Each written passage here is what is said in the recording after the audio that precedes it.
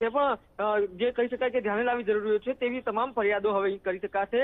સંપર્ક અરજી સહિતની બાબતો પણ કરવા માટે આ વોટ્સઅપ નંબરનો જે ઉપયોગ છે તે કરી શકાશે અને તેના જ માધ્યમથી જે ફરિયાદો છે તેનું નિરાકરણ લાવવા માટે પણ જે મુખ્યમંત્રી કાર્યાલય છે તે પ્રયત્નશીલ રહેશે।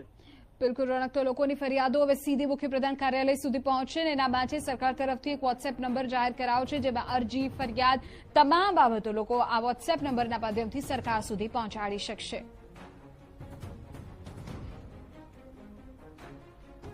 સમાચાર પ્રાપ્ત થઈ રહ્યા છે કે હવે સીએમ કાર્યાલયમાં સીધી જ ફરિયાદ કરી શકાશે। મુખ્યપ્રધાન કાર્યાલય સાથે જોડાવા માટે એક વોટ્સએપ નંબર જાહેર કરાયો છે, એટલે કે વોટ્સએપના માધ્યમથી હવે લોકો મુખ્યપ્રધાન કાર્યાલયનો સંપર્ક કરી શકશે। આ વોટ્સએપ જે નંબર છે તે આપણે કહી દઈએ 7030930344 7030930344 આ વોટ્સએપ નંબર છે કે જેને જાહેર કરાયો છે। વધુ વિગતો આપી રહ્યા છે અમારા સંવાદદાતા રોનક વિગતો।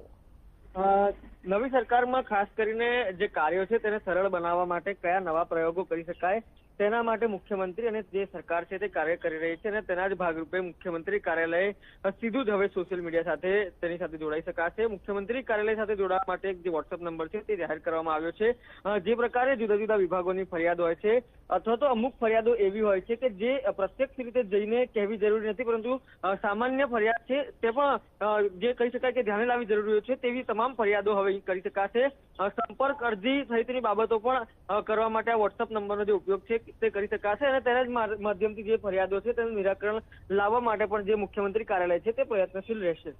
બિલકુલ રોનક, તો લોકોની ફરિયાદો હવે સીધી મુખ્યપ્રધાન કાર્યાલય સુધી પહોંચશે અને એના માટે સરકાર તરફથી એક વોટ્સએપ નંબર જાહેર કરાયો છે, જેમાં અરજી, ફરિયાદ તમામ બાબતો લોકો આ વોટ્સએપ નંબરના માધ્યમથી સરકાર સુધી પહોંચાડી શકશે।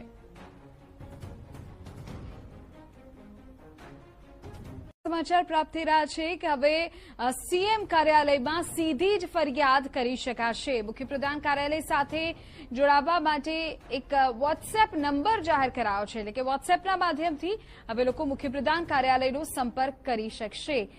આ વોટ્સએપ જે નંબર છે તે આપણે કહી દઈએ 7030930344 7030930344 આ વોટ્સએપ નંબર છે કે જેને જાહેર કરાયો છે। વધુ વિગતો આપી રહ્યા છે અમારા સંવાદદાતા રોનક વિગતો। નવી સરકારમાં ખાસ કરીને જે કાર્યો છે તેને સરળ બનાવવા માટે કયા નવા પ્રયોગો કરી શકાય તેના માટે મુખ્યમંત્રી અને જે સરકાર છે તે કાર્ય કરી રહી છે અને તેના જ ભાગરૂપે મુખ્યમંત્રી કાર્યાલય સીધું જ હવે સોશિયલ મીડિયા સાથે તેની સાથે જોડાઈ શકાશે। મુખ્યમંત્રી કાર્યાલય સાથે જોડાવા માટે એક જે વોટ્સએપ નંબર છે તે જાહેર કરવામાં આવ્યો છે। જે પ્રકારે જુદા જુદા વિભાગોની ફરિયાદ હોય છે અથવા તો અમુક ફરિયાદો એવી હોય છે કે જે પ્રત્યક્ષ રીતે જઈને કહેવી જરૂરી નથી, પરંતુ સામાન્ય ફરિયાદ છે તે પણ જે કહી શકાય કે ધ્યાને લાવવી જરૂરી છે તેવી તમામ ફરિયાદો હવે કરી શકાશે। સંપર્ક અરજી સહિતની બાબતો પણ કરવા માટે આ વોટ્સએપ નંબરનો જે ઉપયોગ છે તે કરી શકાશે અને તેના જ માધ્યમથી જે ફરિયાદો છે તેનું નિરાકરણ લાવવા માટે પણ જે મુખ્યમંત્રી કાર્યાલય છે તે પ્રયત્નશીલ રહેશે। બિલકુલ રોનક, તો લોકોની ફરિયાદો હવે સીધી મુખ્યપ્રધાન કાર્યાલય સુધી પહોંચશે અને એના માટે સરકાર તરફથી એક વોટ્સએપ નંબર જાહેર કરાયો છે, જેમાં અરજી, ફરિયાદ તમામ બાબતો લોકો આ વોટ્સએપ નંબરના માધ્યમથી સરકાર સુધી પહોંચાડી શકશે।